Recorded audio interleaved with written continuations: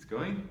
Yeah, okay, so hi, and I welcome back to my wonderful little YouTube channel that based on popular demand, I should say, because several people asked whether I could do more videos, and that's fun, so I'm delighted. Even people that don't take my class, which makes it more fun. Anyway, today's topic, we're going to talk about triangles. And triangles here, it's 3 angles basically. And there is some banana flies here. There is a guy who said I feel so square because I'm basically trying to be funny. And yeah, I think it works pretty well.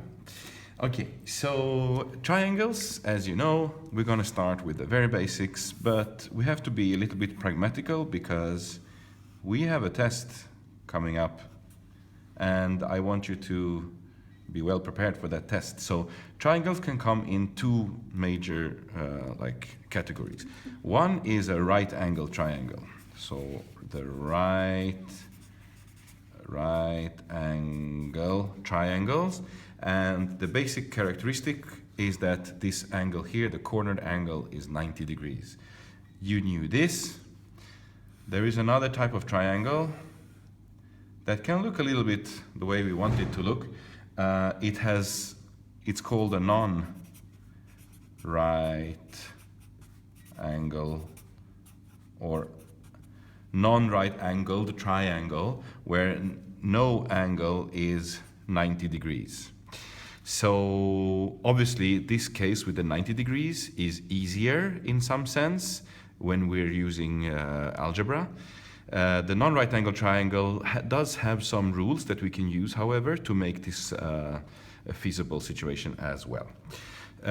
Okay, so let's start with right angle triangles. Just some very basic, quick categorization. What do we know about right angle triangles? Well, we have something called the Pythagoras theorem. Pythagoras theorem. And the Pythagoras theorem tells me that the hypotenuse that we usually call C can be expressed in terms of the 2 other sides many times we call them A and B. So C squared is equal to A squared plus B squared. Another thing that we have about right angle triangles is TOA,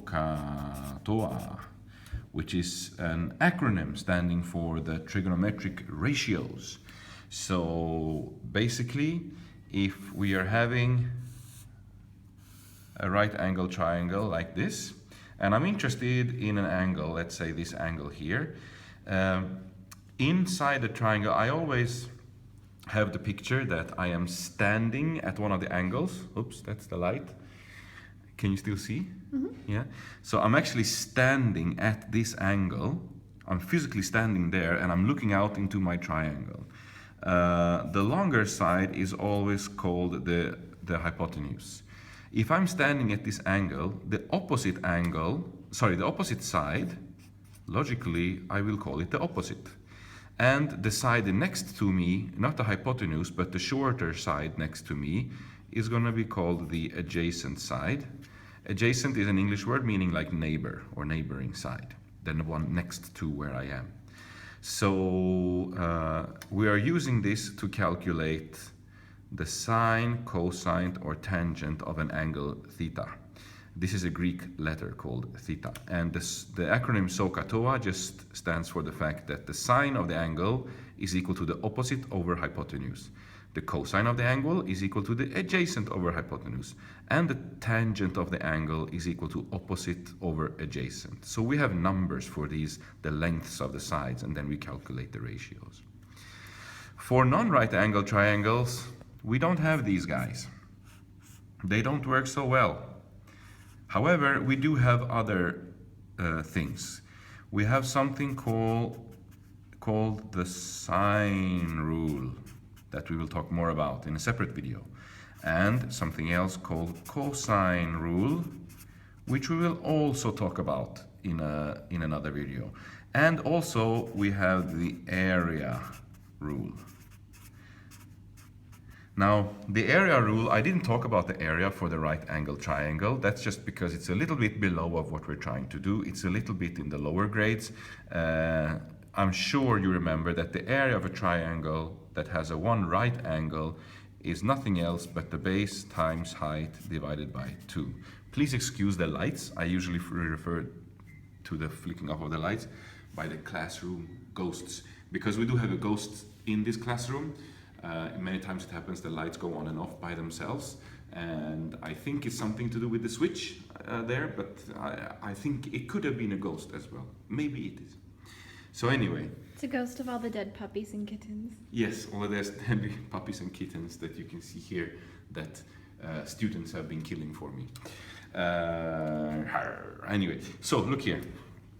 The area rule for a non-right angle triangle just gives you a formula that looks similar. Here they go. That looks very similar to base times height divided by 2, but there will be some sign in the formula. I will talk more about it later, because now we don't have any angle that's 90 degrees. That could make the calculation simple as here. Okay, so let's do an example. And let's do an example with a right angle. So this video will be about right angles, and then I have another separate video with non-right angle. Okay, so assume that I have a triangle that has 90 degrees, and I have some angle that I don't know what it is. I'm going to call the A, B, and C. I'm going to continue with that. Now, the way we talked about angles is that angles we write with uppercase letters, and it's the same letter as the side opposite to it. So if this is lowercase b, then this angle should be uppercase b. But I can put A here, in which case I have lowercase a on the other side. This you're free to choose yourself, but this notation will become handy later on. So, okay, let's assume that my B is equal to 3 units of length. My C is equal to 7 units of length. So then the question is, what is the side length A equal to? So we can use the Pythagoras theorem. I'm going to use an abbreviation here. Pythagoras theorem. It tells me that a squared plus b squared is equal to c squared. So I have a squared plus b was 3, so 3 squared is equal to 7 squared. Or in other words, a squared plus 9 is equal to 49, because these are the squares. And so a squared is nothing else but 49 minus 9 equal to 40. So this is the value of a squared. So a is obviously the square root of 40, which I have calculated. It's equal to 6.32 more or less. In other words, let's call this is about 6 units of length. Why? Because my information given is like pure integers. So if I am answering to the nearest hundredth, as I do here, I would be inventing an accuracy that didn't exist in the original problem. Like, how do I know it's 6.32? The math comes out in that way, but I'm not sure about how large my error is. So I'm just going to write down 6 in the picture, but it's nice to also have written down the answer 6.32 in case the teacher comes along and asks me what does this 6 come from. Okay, it's called showing the work. Of course, we always do that. How do I calculate the side of the angle? The size of the angle, sorry. So because this is a right angle triangle, I can use the trigonometric ratios for that, and we're going to use one example. The other ones will be very similar, and I know you have practiced on this already, so we're just going to do one. Let's see how it comes out. So I have chosen the sine of B, because I want to know how large is this angle B. Well, sine, if we go up here, we look this little triangle with adjacent opposite hypotenuse. If I'm standing at this angle and I have this is opposite hypotenuse, so I'm standing here, opposite hypotenuse, okay? So it will be opposite over hypotenuse. So sine of B is opposite over hypotenuse. Let's see what I get from this. Well, sine of B is equal to B over C, so 3 over 7. 3 over 7, okay, very nice. 3 over 7 is more or less equal to 0.42857. And so B, if you remember, I obtain the side of the angle by taking the -1 function in my calculator. It's a button that has this name on it. Please look for it on your calculator, you're going to need it. Of the number that I had previously, so 0.42857. And if you do this carefully, the number that will pop out is 25.3769 degrees, or more or less 25 degrees. So I can write here B equal to 25 degrees. I have one little word of caution here, and I touched on it just now briefly, the degree of accuracy.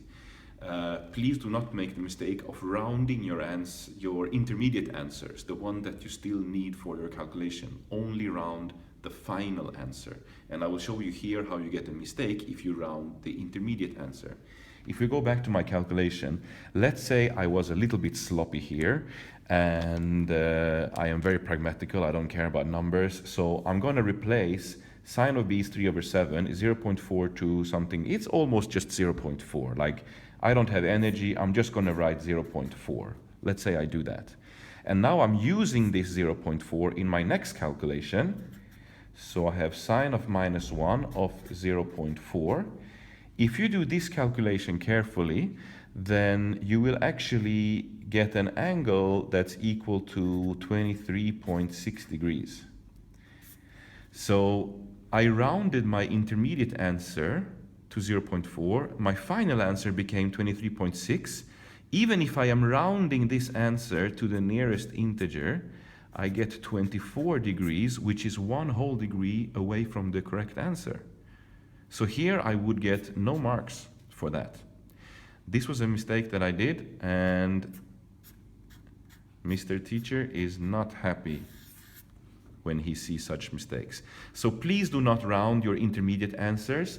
There is a button in your calculator called the ANS, which is the last known answer in your calculator, and this button keeps all your digits inside the calculator memory. So just press this button, sine -1 bracket, ANS, and you have all this string of numbers, guaranteeing you not making mistakes at the end. So, okay, how long is the video so far? 13 minutes. 13? Yep. Okay, so in our next video we're going to do a little application of right angle triangles, because 13 minutes is about good to stop for now. Bye bye.